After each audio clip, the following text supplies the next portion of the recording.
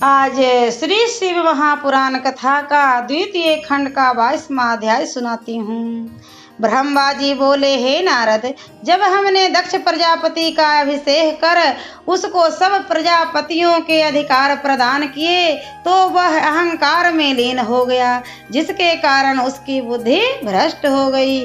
उस समय दक्ष ने संपूर्ण सामग्री एकत्र कर प्रजापति यज्ञ की इच्छा प्रकट की। यही इच्छा लेकर वह कनखल तीर्थ गया। वहां उसने सब मुनियों को बुलाया। व्यास, कुकुम्भ, गौतम, भारद्वाज, कश्यप, अंगिरा, वशिष्ठ, वामदेव, जैमिनी, पिंपल, पराशर, भृगु, दधीचि, नारद आदि को बुलाया। इसके अतिरिक्त संसार भर के समस्त देवता तथा ब्राह्मण आकर वहां उपस्थित हुए। अग्नि भी अपने गणों सहित यज्ञ में पहुँचे। अन्य देवता भी उनके बुलावे पर विष्णु सहित प्रसन्नता पूर्वक यज्ञ में सम्मिलित हुए। देवराज इंद्र अपनी पत्नी सची सहित ऐरावत पर चढ़कर वहां पहुँचे। इंद्र पावक मेघ पर, यम भैंसे पर, वायु हिरण पर तथा शिव के मित्र कुबेर पुष्पक विमान पर चढ़कर वहां आए। वरुण भी अपने वाहन पर आरूढ़ होकर यज्ञशाला में पहुँचे। सूर्य अपनी पत्नी सहित तथा चंद्रमा भी अपनी पत्नी रोहिणी सहित वहां जा उपस्थित हुए।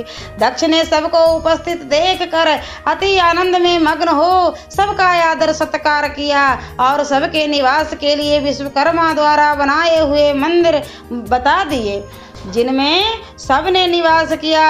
उस समय सती जी गंधमादन पर्वत पर अपनी सखियों सहित क्रीड़ा कर रही थी। उन्होंने देखा कि चंद्रमा अपनी पत्नी सहित चला जा रहा है। सती ने अपनी विजया नाम की सखी को आदेश दिया कि तुम चंद्रमा से जाकर पूछो कि वह कहाँ जा रहा है। सखी की आज्ञा अनुसार विजया ने चंद्रमा को से जाकर पूछा कि सती पूछती है कि तुम अपनी पत्नी सहित ऐसे ठाट से कहाँ जा रहे हो। यह बात सुनकर रोहिणी ने कहा कि सती के पिता दक्ष प्रजापति ने कनखल में एक यज्ञ का आयोजन किया है। वहाँ बहुत बड़ा उत्सव है। उनके निमंत्रण पर समस्त देवता वहाँ गए हैं। ब्रह्मा तथा विष्णु भी वहाँ शोभायमान है। तुम तो इस प्रकार पूछती हो जैसे कोई मूर्ख हंसी से पूछे। इसका क्या कारण है कि तुमको इस यज्ञ के विषय में कुछ भी पता नहीं है। वहाँ समस्त देवता अपना अपना भाग लेने गए हैं। तुम भी वहाँ अपनी इच्छा से नहीं गई या दक्ष ने तुमको नहीं बुलाया है। विजया यह सुनकर लौट आई तथा रोहिणी द्वारा कहे गए शब्द सती को कह सुनाए। इस समाचार को सुनकर सती को अत्यंत दुख हुआ। वे अपने मन में सोचने लगी कि क्या माता पिता ने मुझको भुला दिया है, जो मुझे और शिव जी को उन्होंने नहीं बुलाया। ऐसा सोचकर सती उसी समय शिव जी के पास गई। उधर चंद्रमा भी अपनी स्त्री रोहिणी सहित दक्ष के पास गया। हे नारद, दक्ष के यज्ञ की सजावट तथा उस समय जो आनंद जो उस यज्ञ में मनाए जा रहे थे अवर्णनीय है। जब सब मुनि एवं देवता कनखल में जो कि हरिद्वार में है आ गए, तब दक्ष ने यज्ञ आरंभ किया। दक्ष अपनी पत्नी सहित यज्ञ में प्रवृत्त हुआ। भृगु मुनि को यज्ञ कराने वाला आचार्य बनाया गया। दक्ष ने उस यज्ञ को सबको उपस्थित देखा, शिव से शत्रुता स्वीकार की। उस समय मेरे पुत्र दधीचि ने सदाशिव को यज्ञशाला में न देख आश्चर्य से कहा, इस उत्सव में समस्त देवता मुनि तथा ब्रह्मा के पुत्र आदि आए हैं, परंतु फिर भी मैं निश्चय से कहता हूँ कि वह सभा सदाशिव के बिना शोभित है। वे शुभ कर्मों के मूल हैं। वे सब देवताओं के स्वामी हैं। क्या कारण है कि वे यहाँ नहीं हैं? तुम लोग शिव को क्यों नहीं भूल गए? हे दक्ष, तुम्हारी बुद्धि इस प्रकार क्यों भ्रष्ट हो गई? अब भी कुछ नहीं बिगड़ा है। तुम सब देवताओं मुनियों तथा ब्रह्मा विष्णु के साथ लेकर शिव को प्रसन्न करके यहाँ ले आओ। साथ में सती जी को भी प्रसन्न करके यहाँ लाओ। यह निश्चय समझ लो कि बिना शिव के यहाँ आए यह यज्ञ पूर्ण नहीं होगा। आश्चर्य है ऐसे देवता को जिसका स्मरण करने से करने अथवा नाम लेने से संपूर्ण कार्य सिद्ध होते, तुम लोग क्यों भूल गए अथवा उन्हें यहाँ क्यों नहीं बुलाया? मैं फिर कहता हूँ कि जब तक शिव यहाँ न आएंगे यज्ञ पूर्ण न होगा।